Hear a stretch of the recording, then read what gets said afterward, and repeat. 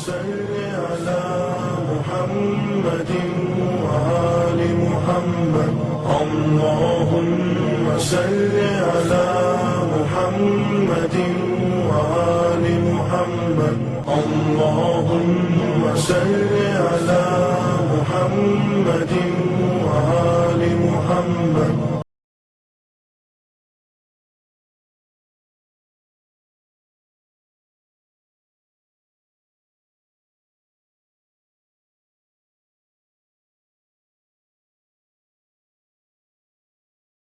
The next award goes to Mohamed Yoosuf. Congratulations.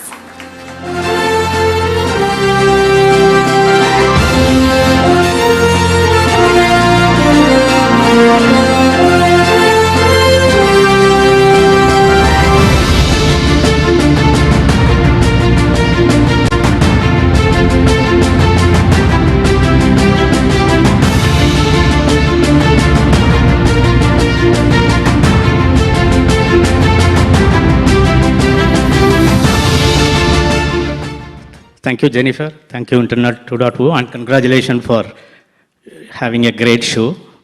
And Assalamu alaikum and good morning to all of you. I'm very thrilled to get this award, and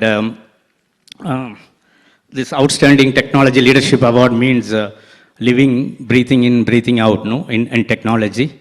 And I'm fortunate to have this opportunity for last 30 plus years, working on cutting edge technology.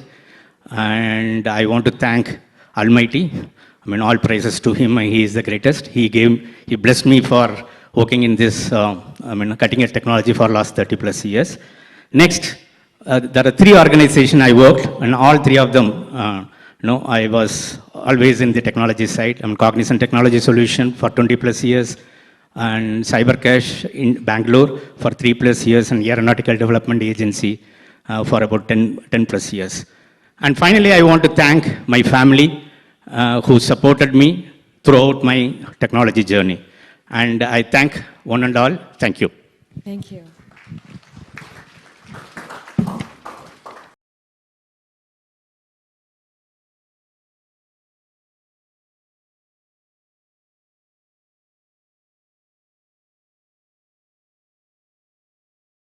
And the topic is the Internet of Things versus cybersecurity. Which will win?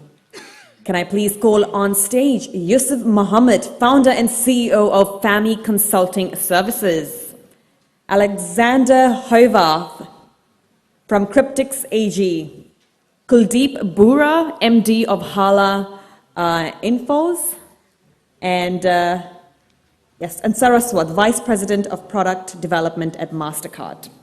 I hope I got everyone's name correct, and if I didn't, apologies.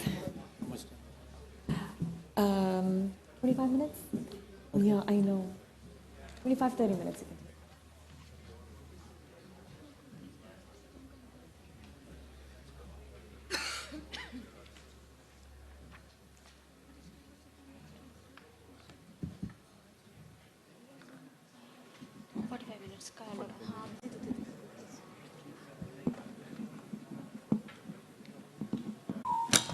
So good afternoon. I think we are in between you and the lunch, and I think we will make it short. And the good part is, I think yesterday, one of the five chat session, I think it was covered, the security analysis in IoT.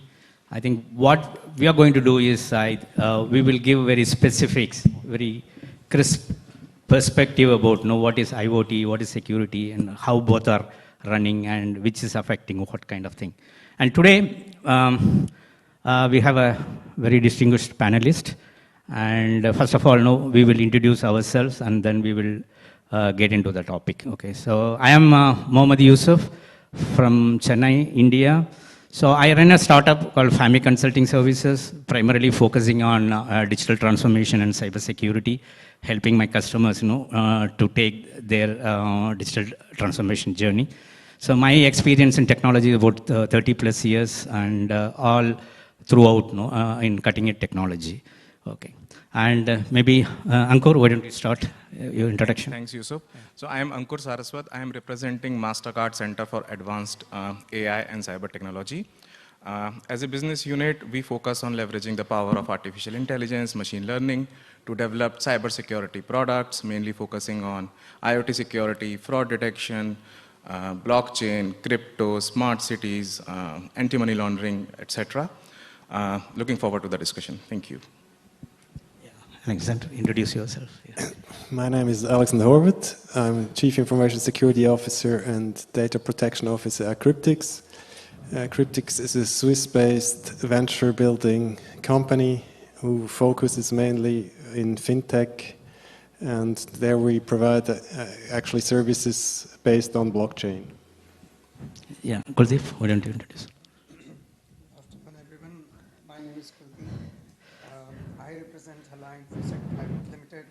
I come with about 15 years of experience into IT infrastructure management and sorry. I come with about 18 years of experience in IT infrastructure management and cybersecurity. So Hala Infosec Private Limited is a startup we've been running for the last 3 years into managed security services space. Thank you. So all of us know about, Internet of Things. It's system connecting the common objects with the network internet. And it is one of the key digital technologies. And in fact, helping across all the business domains, all the business. And it is growing fast. The prediction is about next 3-4 years, it is going to be about 17% CAGR. Today, if you ask me, the market size of IoT is about 250 to 300 billion, which is going to be about 600 billion next 3 years. Okay, so that's the kind of growth that we are seeing. And from the devices standpoint, so we are seeing about 15 billion devices today, from IoT, and which is going to be double, in next 3-4 years. Okay, so that's a kind of growth. And within the IoT segment, there is a specialized one is the industrial IoT, which is about 75 billion today, which will be about 100 billion next 2-3 years.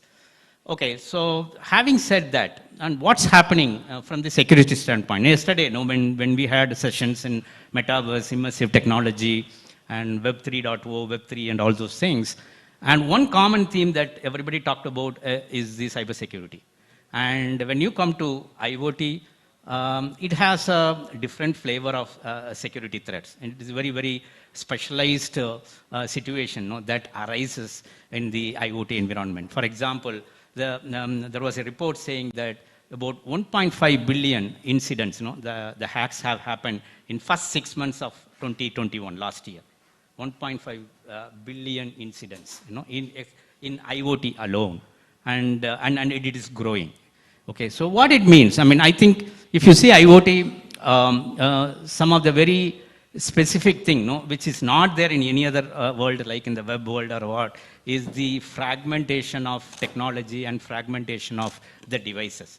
You can see devices, the sensors and switches and the very sophisticated equipments, and running very legacy technology to the high-end technology.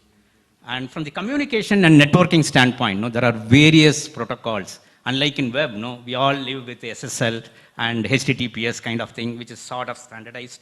And now in Internet of Things, the communication technologies are multifold. So these things, the fragmentation and the legacy technologies are throwing a lot of challenges from the security standpoint. So when we want to approach security, probably the best way to do that is a top-down approach. The security is all about managing the risk. Okay, all about managing the risk. The same is true for IoT also. The risk is also a function of threat and associated vulnerability. And the third is the probability of the threat that happens, that is going to happen, and the impact of the threat. These are all the 4 parameters which impacts that. Okay. To start with, probably I want to hear from the panelists. What are the key threats and the associated vulnerabilities that we see? And especially I want to hear from the panelists about something very specific to IoT. Though it may be proliferating and across other technologies also. So maybe to start with, Ankur, you want to yeah, sure. Thanks, give your Yoosuf. view? Yeah. So let me start with giving you an example of a cybersecurity incident which happened in 2017 in Vegas. So Vegas, we know, is famous for its casinos.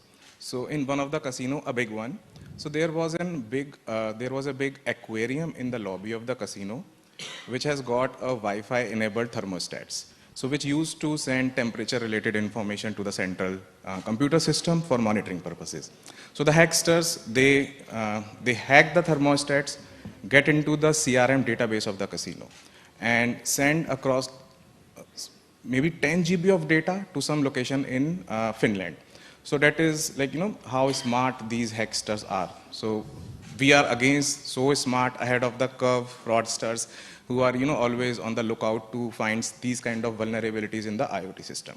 So that is one. So the message is, however inconsequential a device may seem, irrespective of its usage in the overall context of the business, it is imperative to secure it. So as they say, the strength of a chain, it lies in the strength of the weakest link. So, so that is one. Second, to throw in some other stats from industry, from payment industry. So as of now, almost 75% of the fraud which are being reported on credit card transactions, so they are digital in nature. And by digital, I mean the physical card is not present. So 75% of the total fraud is digital. And out of this, almost one third is mobile transactions. So essentially, 1 in fraud happens through mobile phone transactions. So now with advent of IoT, and then we are having this 5G related releases, so the number of smartphone or the smart devices is only going to increase. So it, at the same time, it eases our life in terms of convenience, but at the same time, the security challenges are too big to be ignored. So we need to find a balance between these two, and the cybersecurity is the answer. Coming back to vulnerabilities and threats. So theoretically, vulnerability is defined as a weakness in the IoT system, which an outsider can take advantage of and gain access to the system. Now, after getting access to the system, he can execute commands on his wish. He can gain access to unauthorized data. That can be confidential data, maybe details of your credit card, and then he can also do some kind of denial of service attacks.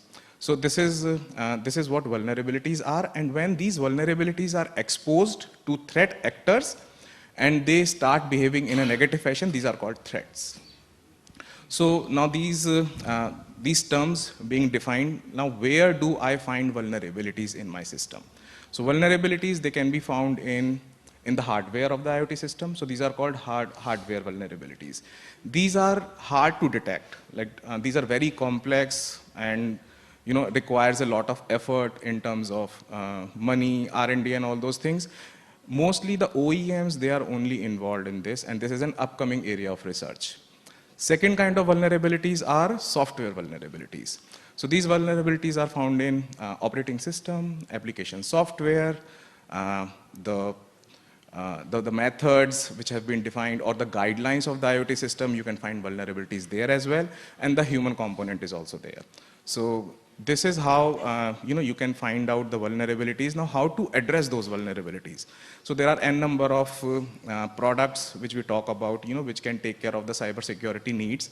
But essentially speaking, so there are 3 things if we take care of, we can address a major portion of the threat which is coming from these vulnerabilities. A, if we can secure the communication channels. So most of the vulnerabilities, they lie in insecure communications. Messages being unencrypted, files, file transfer happening through non-standard file transfer protocol, data being unmasked, so these kind of things. So if we are able to, secure our communication channel, so nobody will be able to intrude into our system via those messages and have access to unauthorized data. So that is one. Second is updates, timely updates. So all these OEMs, the device manufacturers and the service providers, so they work day and night to find vulnerabilities in the system, and then they also come out with a solution, so which we call as patch. So it's the responsibilities of everyone being a part of the IoT system to make sure that every device, every component of the IoT system is up to date in terms of security patch. So that is 2. Third is authentication hygiene. So we talk about, so by authentication, I mean my system should be sufficiently strong to make sure that a person is authenticated in a proper way. And by authentication, I mean, I am sure that the person is the same what he is trying to be. So he is the rightful owner of the device, or maybe let's say in terms of payments, you are presenting your card or you are using your, let's say, smartwatch or smartphone to make a transaction, you are the rightful owner of the device.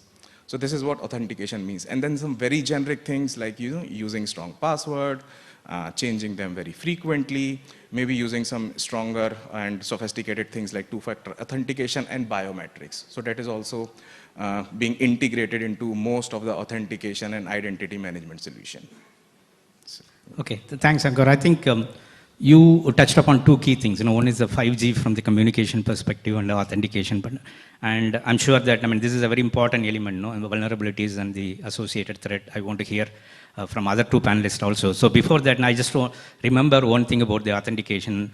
And last year, there was a company called Verkada. It's a San Mateo-based company. They do a video surveillance management. It's a platform. The platform was hacked. They were managing about 150,000 surveillance cameras, across hospitals and schools and jails and all those things. And intruders were able to get into the system and able to steal the images and all the other information. And when they were investigating, they found very interesting. There were about 100 of their employees were knowing the admin password. Okay.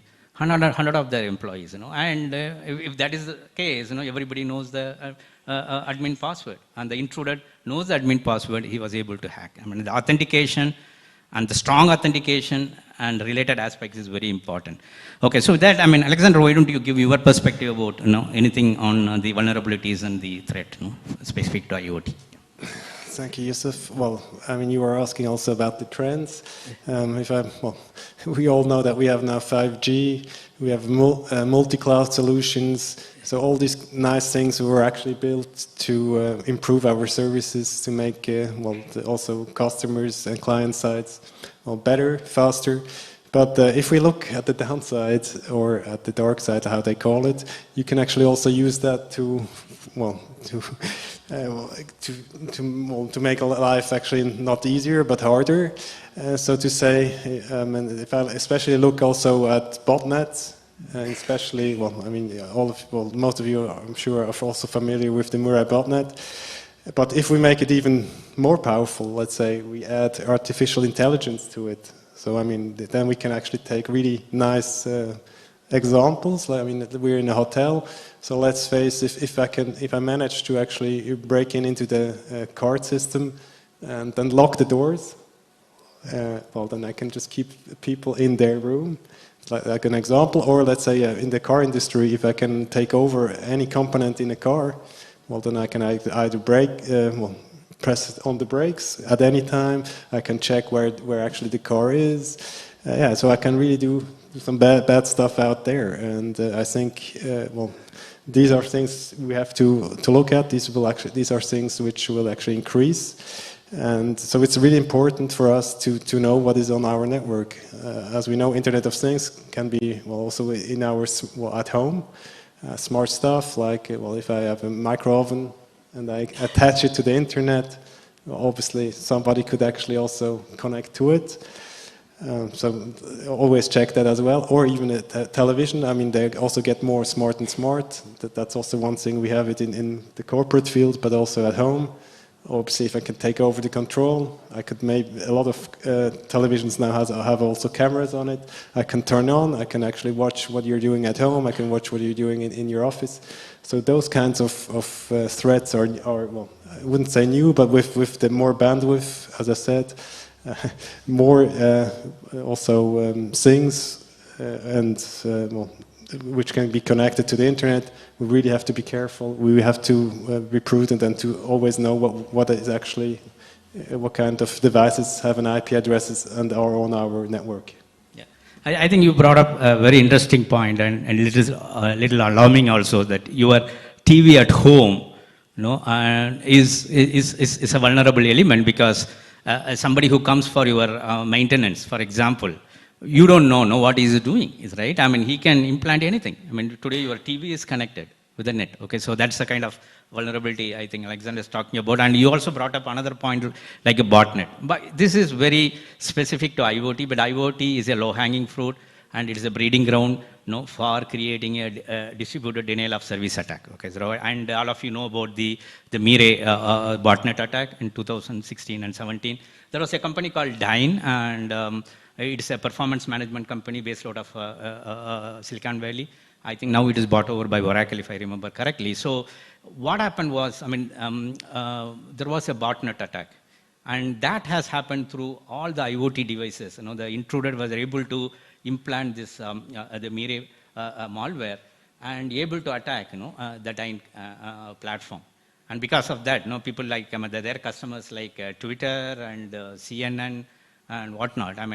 People when they went black for many hours actually. Okay, so this, in my opinion, is a very low-hanging fruit. Okay, so now Kuldeep, I want to hear from you about the threat and vulnerability. But more importantly, I also want to hear what are the solutions that we have, especially so you are running a managed security platform, extended monitoring system and other things, especially when you are also focusing on the industrial IoT kind of thing.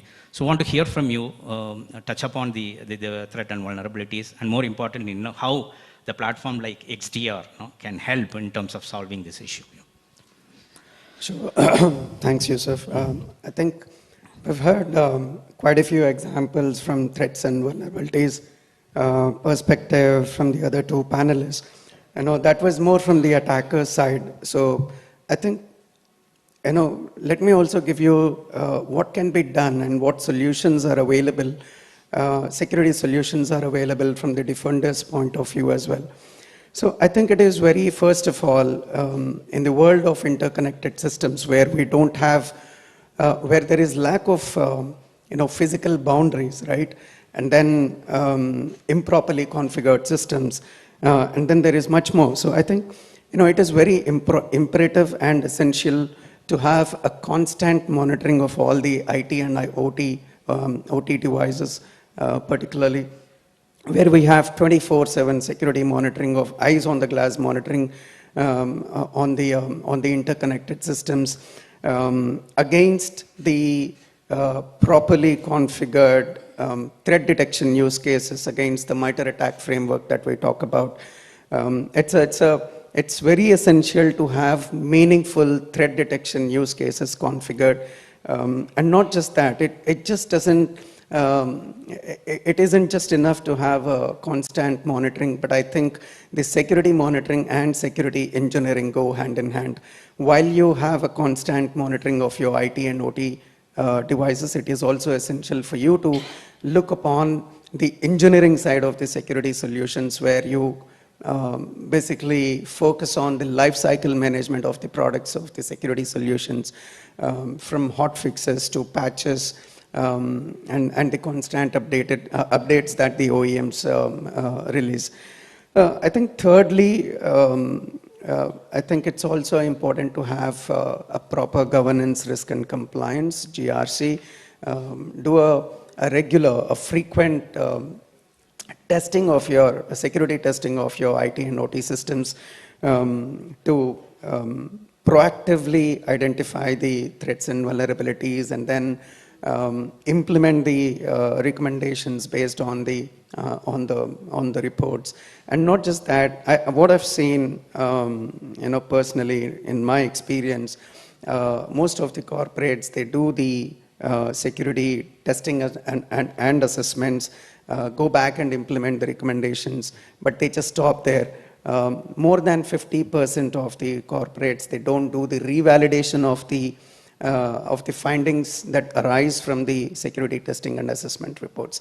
So I think that's very important. And finally, I think from the compliance perspective, it is also very essential to do a gap assessment across your IT and OT systems network from time to time, and kind of benchmarking every time you do a gap assessment. That's also very essential. And then, once you benchmark, it is important for you to improve upon the benchmarking over a period of time. So I think these are these are quite a few important points. Governance and risk and compliance. And I also want to touch upon the standardization, before that, how it evolves from the IoT security standpoint. And before that, I want to go a little deep into what you talked about, the security monitoring thing. But in a traditional web world, the monitoring, has evolved a lot. Today we are talking about extended, monitoring system, XDR kind of thing, extended detection and response, including the security incident and event management system, threat intelligence, SOAR, security orchestration, automation and response, and user and entity behavior analytics, plus the endpoint detection and response. All of them have been sort of getting integrated, triangulating what's happening in your whole ecosystem and able to fix the issue. But my question to you is, because you have been running this platform, and is how well this kind of the technology, this kind of interoperable technologies can be leveraged entirely in the IoT and the OT environment? I think that's a very good point, Yoosuf. I think if we go back a decade, where we were talking about traditional SIM systems and parallel monitoring of multiple systems, where we're talking about endpoint detection and response as one, and then we have SIM in particular. Over a period of time, the threat landscape has evolved, and then that demanded a lot of evolution of the cybersecurity solutions and technologies in parallel. And it's a constant dispute. It's a constant fight between the two as well, right? So I think from traditional 24/7 SIM monitoring, we moved on to managed detection and response, which we now call as managed extended detection and response, where your SIM is integrated with your SOAR for orchestration and automation. And then that's in turn integrated with your threat intelligence, where you can also have multiple security solutions integrated. So I think it's just one integrated system with a single pane of glass monitoring, and that gives you a contextual and meaningful summary of all the insights and the security insights that happen in a given network. So it's very essential. I think it's very useful and essential to have an integrated system like that, and eases the job of an analyst to basically monitor, because it's more of the security intelligence and threat intelligence coupled with the human intelligence, which will give you the fruitful results. Okay, good. And so Ankur, to you, I mean, we talked about the governance and compliance, and you are coming from the domain, from the industry where the standardization, governance, and compliance is the backbone of your business, right? So, can you throw some light about what it means from the IoT perspective? Yeah. So, talking about standardization, maybe let me talk about importance of data and artificial intelligence in the context of cybersecurity. So, we talked about advent of 5G and how it is going to affect the entire landscape. So, so there is a saying that 90% of the data on this planet, it has been generated in last 2 years only. And Yoosuf mentioned that there are 15 billion IoT connected devices at this point of time. So there are different reports citing different numbers. Some says the most conservative one estimates the number of IoT devices for next year at 30 billion. So imagine the amount of data, which would be generated in coming years, and we are not, not up to the mark as far as storage of this data is concerned. The big data is not going to be big enough to, to be capable of storing this data. That is one. Now, for a data scientist, having data but not leveraging it, it's the biggest sin. So that's where the standardization also comes into picture. So this data, once generated, it needs to be managed, it needs to be standardized, it needs to be stored in a secured way, it needs to be transferred, and then some actionable, some models need to be run on this, and the result would be some actionable insights which need to be shared with the wider world. So another point for standardization is, in today's world where every device is connected, it's not possible to work in silos. I am only bothered about this particular aspect of cybersecurity, and rest is somebody else's business. So this is not going to work. So we need to attack this particular problem in a holistic manner, and whatever learnings I have, I need to share with the wider audience. So this is about standardization. The next thing which I wanted to discuss about is governance. Now this AI thing, many people, the critics of AI, they say, it is a black box. So what's happening using AI models, so there is a bias, there is an inherent bias, which we might not know at this point of time. So these governance, let's say for example, for fraud detection, so my model, so it has seen in the past, what kind of fraud behaviors come from a credit card transaction. But it does not know, when I'm using my smartwatch to making a payment, or maybe a phone tap, so what defines a fraud? Let's say my wife is wearing my watch and it is being used to make a transaction at a grocery store. Is it a fraud? Or is it not a fraud? So incorrect definition of the labels and execution, so it can lead to an unpleasant customer experience. So the governance also comes into picture, that there is no bias, the models are accurate, and as soon as we have newer ways of communicating as far as IoT is concerned, that comes into picture, my model should be able, or my AI system should be able to do justice to it. Thank you. I think I'm getting a signal that we are running short of time, so we will conclude with Alexander. Alexander, you talked about some of the, leading IT technologies and 5Gs and other things, which are more vulnerable, from the IoT security standpoint. How do you see that, standardization and governance and compliance, from that perspective? So. Well, I still think standardization and certifications are an important thing. Maybe I will also just quickly talk about, there is actually an industrial IoT maturity model, which you can also download. It's roughly 130 pages, so easy over the weekend. Basically, there are three main parts about governance, enabler, and hardening. So about governance, we just heard a couple of things, but if you already have other standards or programs in place, like cybersecurity, so you're tracking it hard, you're already on a good way. Enabler is like you have already, who can actually access your devices, so this is also important. As we also heard, if I can basically put on some HP clothes and I can go towards your printer and everybody lets me actually work on that machine, that would be bad. The same thing for TVs, as we just discussed before, that's also bad. So basically you definitely also have to know what's happening there. And then the last part is the hardening part. Obviously it's also important that those devices are given the minimum rights. Also limit maybe also even their internet access, and also maybe to create some virtual LANs around specific for those kind of devices. So all that kind of stuff you will find also in that standard or maturity model. You can actually find it under the iiconsortium.org.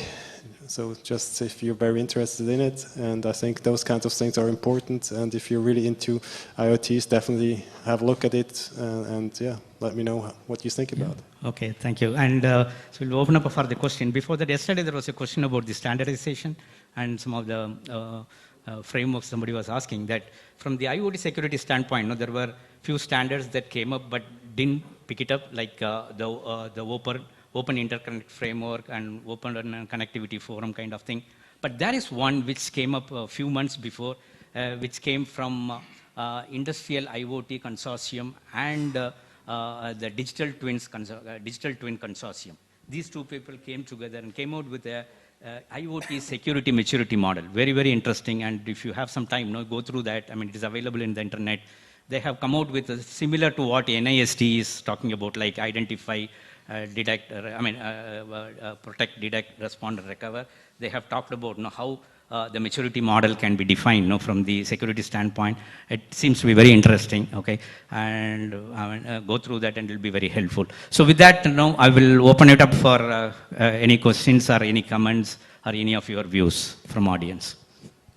I think I'll just take about a minute, Yoosuf, Yeah. to quickly summarize. And, the topic of the day is basically IoT versus cybersecurity, which will win. I think being on the defender side, I would really be happy to say, obviously, cybersecurity will win. But then it's not the case because, like I mentioned earlier, it's a constant fight between the attackers and the defenders, right? I think this reminds me of a very simple ITIL mechanism, which we probably came across more than a decade back, is the PDCA cycle. Plan, do, check, and act. It's a very simple mechanism that takes you back in ages and implement the control. Basically, you plan, you implement, you verify, and then take actions again. So I think if this is implemented properly and then this is verified properly, I think I wouldn't say it will actually protect you from any of the cyber attacks, but it will definitely minimize the exposure to the risks and threats. Okay, thank you, Kuldeep. Any questions? Yeah, please. Hello, am I audible? Yeah. Yeah, good afternoon. So my question is to Alex, or maybe the panel can help him. My name is Shivani, founder of Cleap Technologies. So we heard the example of the fish tank hacking and also the television hacking, all the internet connected devices.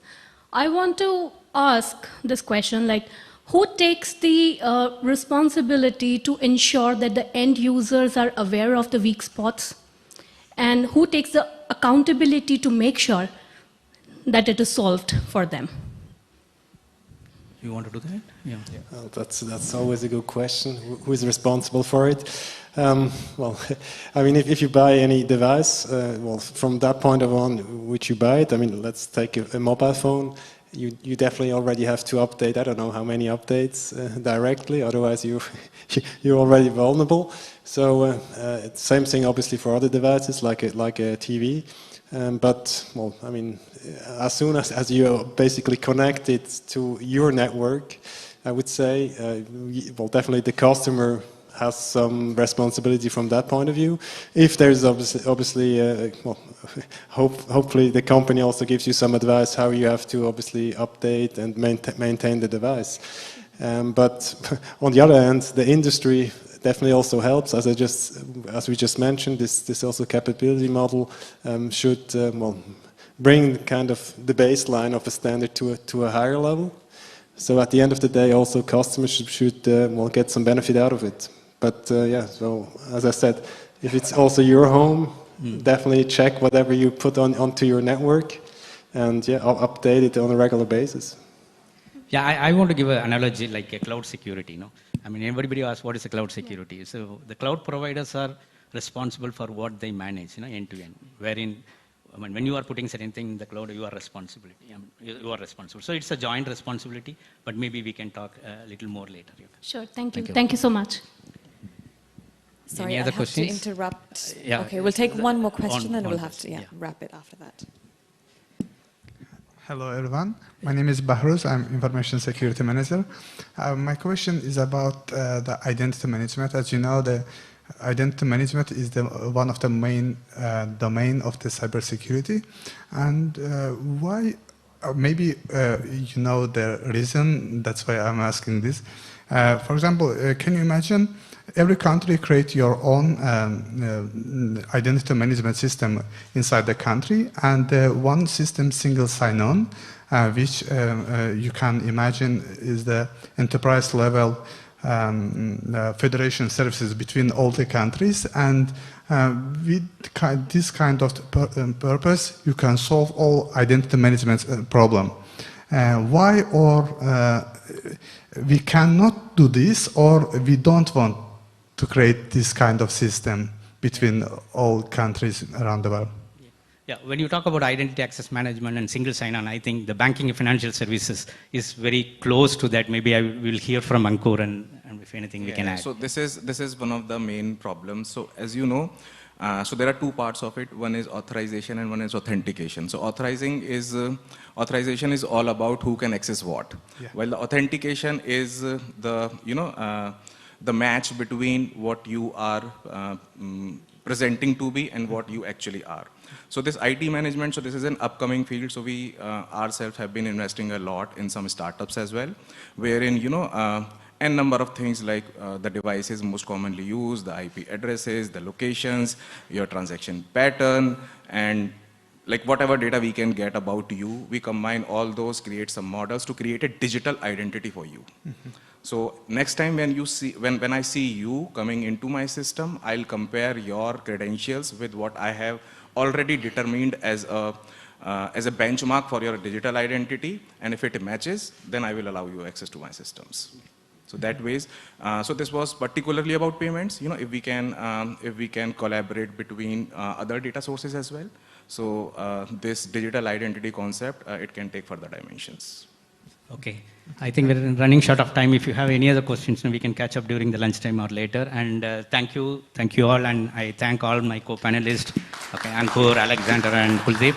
Thank you. Thank you, sir.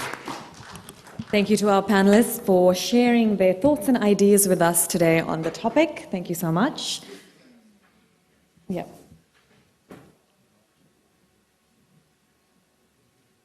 Ladies and gentlemen, we are going to disperse for lunch now.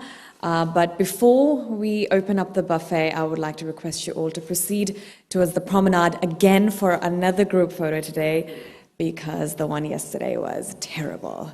So we're going to try and do that again today. So other groups are already waiting outside, so I do request you all to proceed to that area again and maybe get a better one this time. Thank you.